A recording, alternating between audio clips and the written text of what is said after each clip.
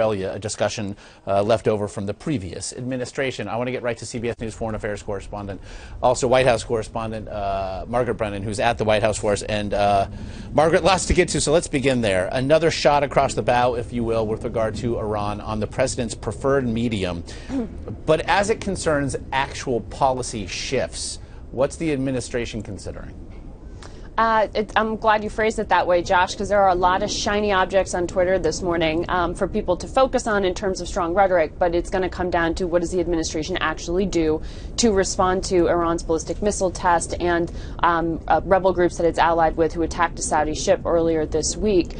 We are hearing from the administration and some on Capitol Hill that there's buzz about possible additional sanctions on Iran, but what's interesting here is that the Trump administration is actually getting a little bit closer to where the Obama administration was on this, in that they want to adopt sanctions that won't disrupt the existing nuclear deal with Iran. Remember, candidate Trump threatened to back out of that, tear that up, that agreement with so many other powers around the world to freeze Iran's nuclear program. So this is a shift. It's a bit of a moderating of a policy, though the rhetoric, as you rightly point out on Twitter and elsewhere, continues to ratchet up. The actions so far aren't matching that. We'll see what happens over the course of the day and whether National Security Advisor Michael Flynn, who has used strong words this week, perhaps pushes forward a more aggressive response. It may have been rhetoric that might have made Israel happy, but yet we saw something of a potential shift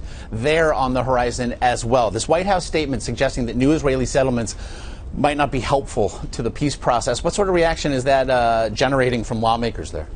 Well, I thought it was pretty interesting that that statement from the White House came out after President Trump sat down behind closed doors for the very first time with King Abdullah of Jordan, a leader very closely allied with the U.S. who would face potentially some backlash within his own country if President Trump follows through on that pledge to move the U.S. Embassy from Tel Aviv to Jerusalem, and if he continues to support building of Jewish settlements on Palestinian land in the East Jerusalem and West Bank territories, which are disputed, as you know.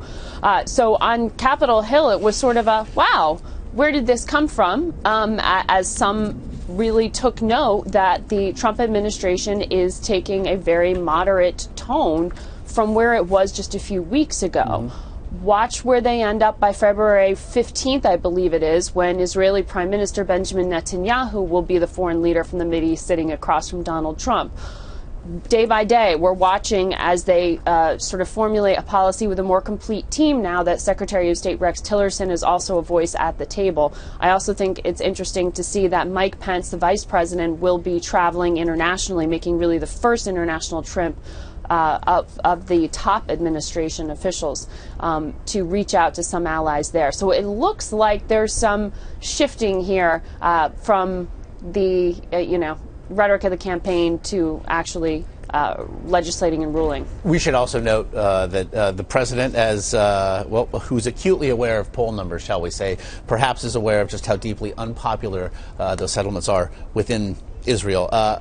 Shifts. I guess we have a narrative spine here, Margaret. UN Ambassador Nikki Haley's comments on Russia's role in the violence in Ukraine. What can you tell us about that?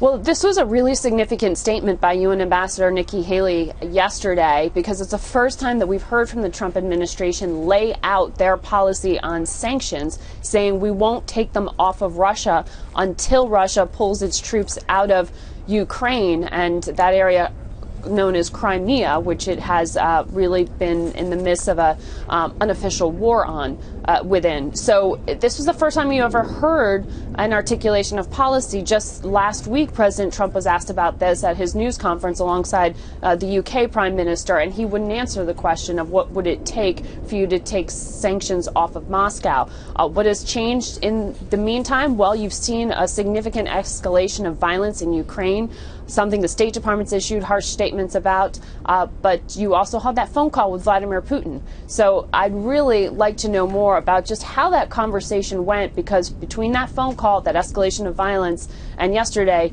obviously the policy evolved. Well, if nothing else, standing atop all those exposed fault lines there in D.C. Margaret Brennan at the White House, as always, we do appreciate the time.